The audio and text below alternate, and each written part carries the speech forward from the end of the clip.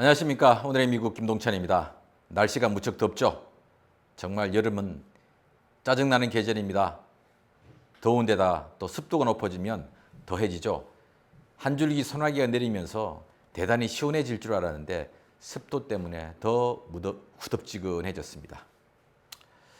그래서 여름은 짜증나는 계절인데 그러나 활동의 계절이고 생명의 계절입니다. 겨울에 사라졌던 수많은 벌레들이 막 나타나고 있죠. 그 중에서도 가장 보고 싶지 않은 파리와 모기가 가장 먼저 나타나서 우리를 괴롭히고 있습니다. 벌써 많은 사람들이 모기에게 물렸죠. 가려움은 이루 말할 수 없습니다. 자, 날씨가 따뜻해지면 모기는 알로 있다가 장구벌레로 부화를 하게 된다고 합니다. 하천이나 물 웅덩이에서 서식을 하는데 이때는 주로 잡식성으로 물 표면이나 물속의 먹이를 잡아먹는데 이 장구벌레는 또한 하천 생태계에 있어서 없어서는 안 되는 아주 중요한 물고기들의 식량이기도 하답니다. 그렇게 4일에서 20일 사이 유충인 장구벌레의 시절은 4번 동안 껍질을 벗고 드디어 모기가 된다고 합니다. 모기가 되면 꽃의 꿀이나 과일의 즙 등의 당분을 빨아먹고 사는데 암컷은 산란을 할 경우 포유류, 조류, 양서류, 파충류 할 것 없이 피를 빨아서 단백질을 얻고 그것으로 난소가 발육이 되어 산란을 하게 된다고 합니다. 모기도 보니까 개구리, 올챙이 시절이 있듯이 장구벌레 시절이 있네요. 장구벌레 시절에 있어서 모기는 전혀 새로운 모습으로 살고 있는 것이죠. 먹이도 장구벌레가 먹는 것과 전혀 다른 먹이를 먹고 생활도 전혀 다르죠. 장구벌레에서 모기를 한번 변태하면 더 이상 물속으로 들어갈 수 없습니다. 그리고 더 이상 물속이나 수면의 먹이는 먹지 못하고 과일이나 꽃의 꿀을 빨아서 먹고 살아야 합니다. 또한 암컷은 알을 낳기 위해서 목숨을 걸고 다른 생명체의 피를 빨아먹어야 하는 것이죠. 그러나 벌처럼 꽃에 있는 꿀을 빨로 다닐 경우는 목숨을 걸 필요가 없는데 스스로 단백질 합성을 못하다 보니 모기는 남의 피를 먹어야 되는 것입니다. 장구벌레에서 이렇게 모기로 바꾸게 되면 외모만 바뀌는 것이 아니라 생활 방식도 완전히 바꾸어야만 생존할 수 있는 것입니다. 사람도 마찬가지죠. 아기 때는 엄마의 젖을 먹어야만 살 수 있는데 점차 성장하여 독립적인 존재가 되면 음식도 혼자 먹어야 되고 더 이상 어머니 젖을 먹고 살 수가 없습니다. 이렇게 자연의 법칙은 변화입니다. 변화가 곧 법칙인 것입니다. 그 자리에 머물러 있지 않게 하는 것이죠. 변화를 두려워하면 성장을 할 수 없고 변화를 거부하면 생존할 수 없는 것입니다.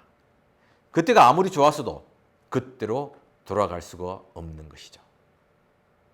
오늘날 인류가 이렇게 지구의 다수 존재가 된 것도 끊임없이 변화를 하였기 때문입니다. 그리고 변화를 거부했던 다수의 인류는 생존하지 못하고 멸망하였습니다. 지금 지구의 인류는 더 이상 원신이 아니고 노예도 아니고 봉건 시대의 농노도 아닙니다. 지금은 스스로 판단하고 스스로 자신들의 지도자를 뽑는 시민사회의 신인류인 것입니다. 불을 다룰 줄 알면서 인류는 엄청난 발전을 하였죠. 이제 불이 없는 시대로 돌아갈 수 없고 말과 글이 없는 시대로 돌아갈 수 없고 전기와 신선한 물 공급이 없는 시대로 돌아갈 수가 없습니다. 그리고 노예제 시대로 돌아갈 수가 없고 신분의 귀천에 의한 계급사회인 봉건 시대로 돌아갈 수 없습니다. 우리가 과거로 되돌아간다는 것은 인류의 파멸이자 몰락의 결과일 것입니다. 그런 의미에서 오늘날 인류는 때맞추어 변화한 그 결과물입니다.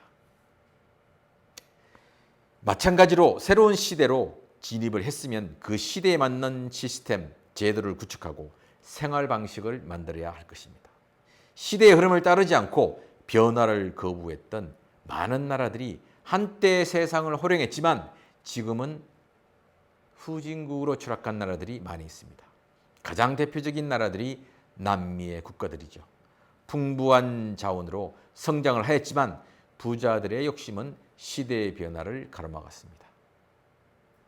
그러다 보니 정치가 불안정해지고 결국 변화의 거부는 몰락으로 나타났고 지금 남미가 어려운 사정이 바로 그런 것입니다. 또 있죠. 지금 우리에게 그 몰락의 과정을 가장 대표적으로 보여주고 있는 나라가 있습니다. 바로 일본입니다. 일본은 2차 대전 패망으로 스스로를 완전히 탈바꿈할 수 있었지만 여전히 1850년대 조시본의 우익 사상가 요시다 쇼인의 일본의 부강으로 한반도, 만주, 중국 그리고 동남아시아를 지배하는 대동아 제국 건설의 목표를 버리지 않고 여전히 메이지 시대를 고집하고 있습니다. 그래서 사회, 경제, 정치 전반에서 새로운 시대로의 생태계가 발을 붙이지 못하게 되면서 새살이 돋아나지 않는 불모지가 되고 있는 나라가 일본입니다. 미국은 다민족, 다인종 사회의 나라입니다. 1964년 민권법 제정 이후 미국 사회는 분명히 다인종, 다민족 사회를 향해서 나왔습니다. 그리고 인종평등을 법으로 제정하였습니다.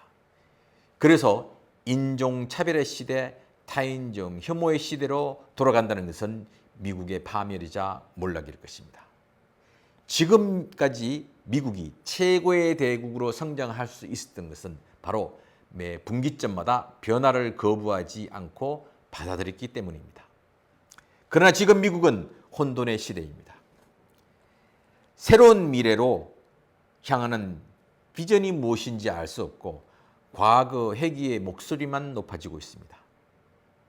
그런 의미에서 선출직은 한 번 잘못 뽑으면 단 한 번으로 나라를 거들낼 수 있습니다. 그리고 한때 번영을 하였다 하더라도 변화의 기회를 잃어버리면 몰락하는 것입니다.